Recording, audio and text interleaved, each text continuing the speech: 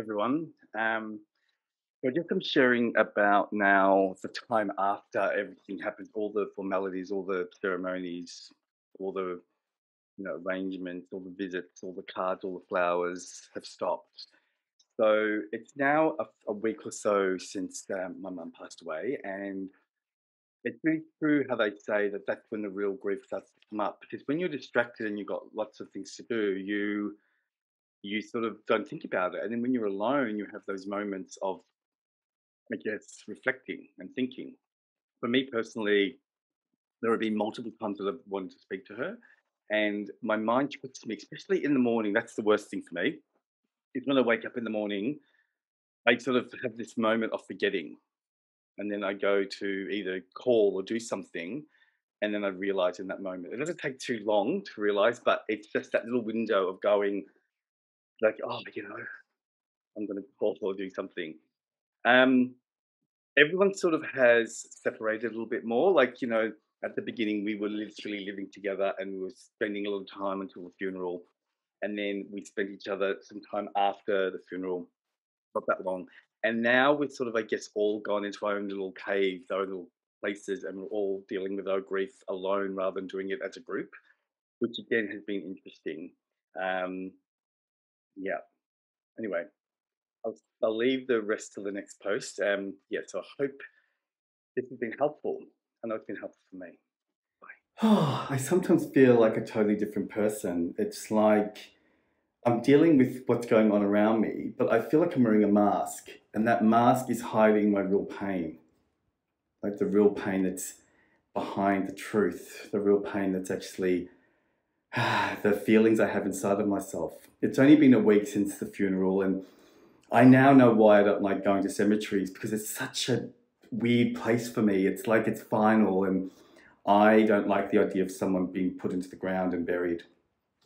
So I guess I just wanted to share with you the experiences, the feelings of what happens when the funeral is over. The phone stops ringing, people stop coming over. It's like everyone's done their thing, their condolences, their sorrows, they've sent flowers. And I know myself that in the past I've done that too, but now I have a different perspective. It's when everything stops is when you really need the closeness of people, when you really need to know that you're supported, when you really needed to acknowledge that you're okay because people have got your back. And I think we have this fear around grief. We're scared to express how we're feeling. And so what happens is that the person that's grieving has to wear a mask.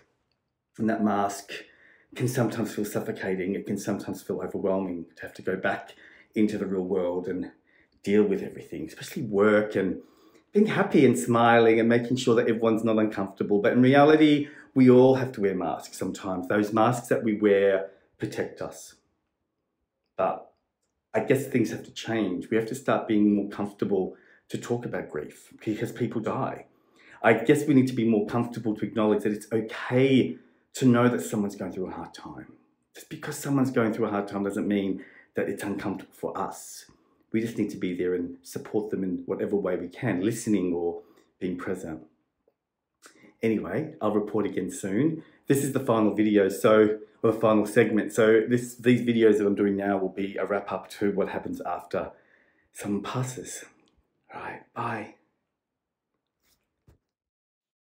So in the weeks that follow someone passing away, in this case my mum, the days seem sort of they are long and sometimes they're short. It's really quite strange that I've been a therapist 15 years and I didn't really fully understand what grief was until this moment. It's like there are days when I'm really, really good and I get up and I'm just normal. And then there are days when I wake up and there's this heaviness inside of me and it sort of lasts for a few hours, sometimes even a day.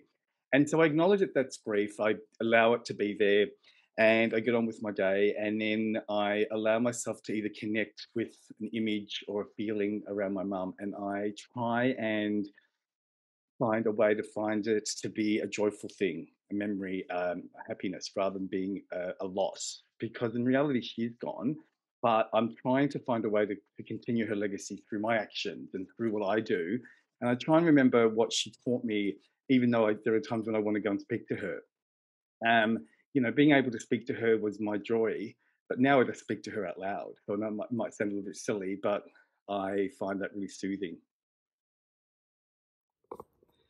Hey guys, well, this is the last entry. I think that I've covered most things. It's now, a few weeks since, more than a month actually, since Mum passed away, and I've been through lots of different stages. And I know that the grief process will probably take a little bit longer to get through because, I do miss her intensely every single day. But the reality is that you've just got to find a way to nurture that or to find comfort in that. For me, it's been talking out loud to her when I'm alone. And, I don't know if you believe or not in receiving signs, but I've received signs to say that she's actually listening. So one of those signs was a random person that I didn't know very well. I just met actually, and they just interrupted our conversation and said that my mum had sent me a message. And that was really quite strange because she didn't even know my mum had died. So that was really comforting because the message was that you're not going to be alone. I'm always here. So that was really nice. And I feel really comforted by that. I think the struggle for me now is dealing with people around me, my family, my dad, because the thing that I found really interesting in this whole process is how quickly, and I know that we don't do this on purpose, but how quickly people move away and move on to the next thing. Like today, actually, my cousin's husband's mother died. And so now all the attention and all the focus is on him, which is, of course, needed and it's required and it's totally appropriate. But how in a very short period of time, the focus has shifted from my mum, my dad, and his grief, and now to someone else. So it's really important just to make sure that we check in, because I think after that whole the sort of like process is over, we have to put a mask on and we have to pretend that we're okay. And, I'm comfortable to talk about it, but I know my dad isn't. So my dad, I know, is pretending, because there are times when I've walked in on him crying. There's times when I can see it in his face. There's a bit of a disconnect and a feeling of being lost, which, is normal because it's only been a short time. I can't even comprehend what it would be like to be with someone for 55 years and then all of a sudden they're gone. I have no idea what that must feel like. So I hope that this series has helped. My mum was the one that actually suggested that I do it. I was very dubious at first, but now that I've done it, I really like the fact that I've got a recording of how I was feeling through all those weeks. Hopefully it's helped. And we'll see you soon, guys. Have a great week. Have a great month. Bye.